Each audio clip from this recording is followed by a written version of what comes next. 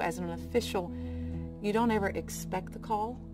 You just work each game like it's your last one. You really do. I mean, you focus. Your goal is to be the best official when you're given the opportunity to work. And if the National Football League feels that you're ready for it and you get the call, then you take that call.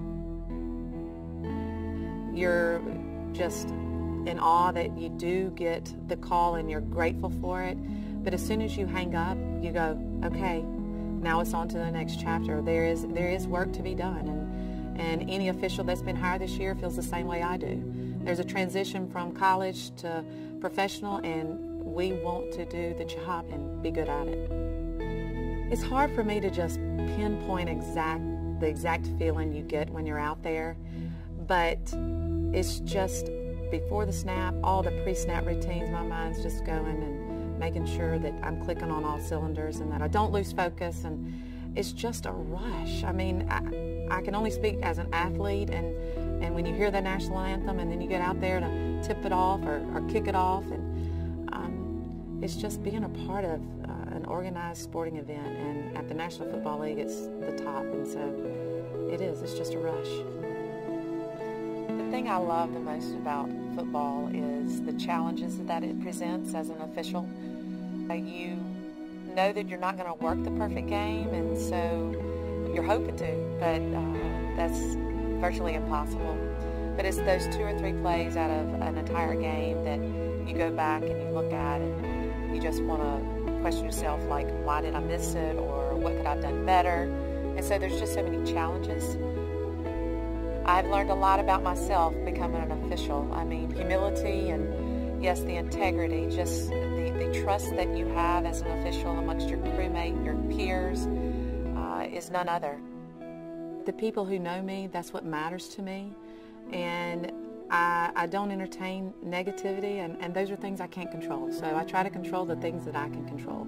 My work on the field is something that I can control. Am I going to make mistakes? Absolutely. But it does come with the territory, and for almost 20 years I've been a part of that, and you move on. You try to become better, but it's not because of the criticism I'm getting from fans and things like that drive me. It's me who drives me.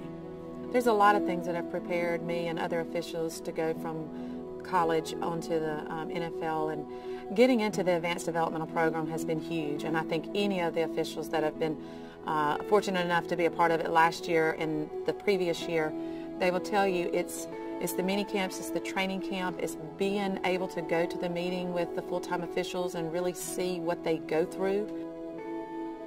I prepare myself for anything that happens on the football field, but my main focus is to do the job, is to call the game. There are going to be heated moments, there's going to be some, hey, attaboy, or whatever it is, and as long as the officials, we truly try to have a field presence during dead ball situations, and if the players know that we're there, a lot of that has a tendency to maybe die down before it really gets fired up. But there are situations where we have to get involved, and we do.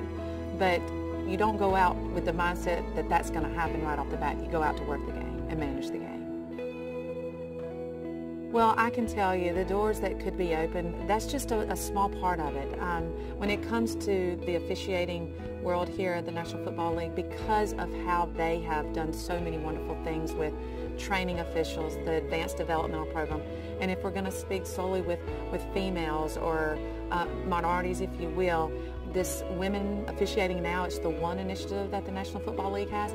It's a great opportunity. I was privy to be a part of that a few years ago, and just the exposure that they're given and the amount of women that are coming, young girls that are coming on board. So it's not just my responsibility. There are so many people that are involved in making things happen for anyone that's setting out for a dream. I will never lose sight of the mentors that have helped me along the way, and I know it's different because it is a first, and I am a female, but it is not going to be any different for me as it is the other guys that were hired this year and they walk out of the tunnel for the first time. It is going to be a moment that we are all going to savor and just take in, but it is the mindset that we have a job to do, and there are a lot of people dependent on us, and the 6 guys that I'm going to be fortunate to work with, they're dependent on me, I'm dependent on them, and yeah, you take it in